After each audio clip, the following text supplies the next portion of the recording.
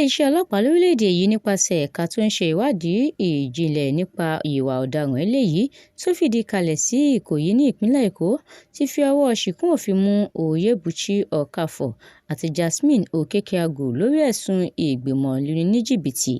Àwọn méjèèjì ọ̀hún ni wọ́n jẹ́ ọmọ bíbí àgbà òṣèré olóyìnbó ni Ọ̀gbẹ́ni John Okafor tí ọ̀pọ̀ ènìyàn mọ̀ sí Mr. Ibu. Ẹ̀sùn tí wọ́n fi kàn wọ́n ni wípé wọ́n lu bàbá wọn ìyẹn Mr. Ibu ní jìbìtì owó tí kò dín ní mílíọ̀nù lọ́nà márùnléláàádọ́ta náírà ìyẹn 55 million naira.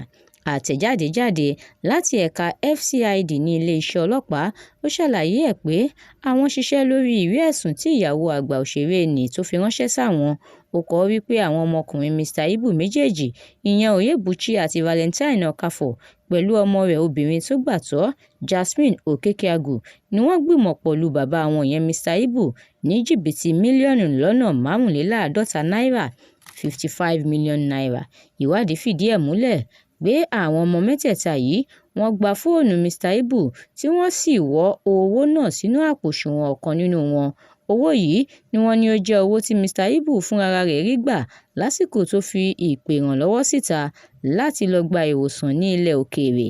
Agbẹnusọ iléeṣẹ́ ọlọ́pàá ASP Mayegun Aminat ó ní bó tilẹ̀ jẹ́ wípé àwọn ti rí mílíọ̀nù lọ́nà àádọ́ta ìyẹn 50 million naira gbà lọ́wọ́ àwọn mẹ́tẹ̀ẹ̀ta yìí, ó ní ẹlẹ́ṣẹ̀ gbọ́dọ̀ jìyà ẹ̀ṣẹ̀ rẹ̀. Ó ní ẹjọ́ ti wà ní ilé-ẹjọ́ àkọ́kọ́ Chief Magistrate tó wà ní Yaba tó sì jẹ́ wípé wọ́n ti gba onídùúró wọn. Adájọ́ ti wá sún ìgbẹ́jọ́ sí ọjọ́ 11 oṣù kẹta ọdún tá a wà yìí. Adúrámọ́mi Balógun ló kó ìròyìn náà jọ, èmi Ẹniọlá Sálíù ni mo kà á fún yín lórúkọ Planet Online TV. Ẹ like, ẹ comment, kẹ́ sì tẹ̀lé wa káàkiri àwọn ìkànnì wa. Ẹ ṣeun bí ẹ ti ń tẹ́tí sí wa.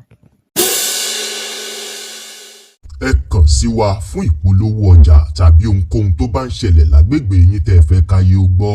Planet Online TV. Àgbà ló tóró lọ ọba lóde.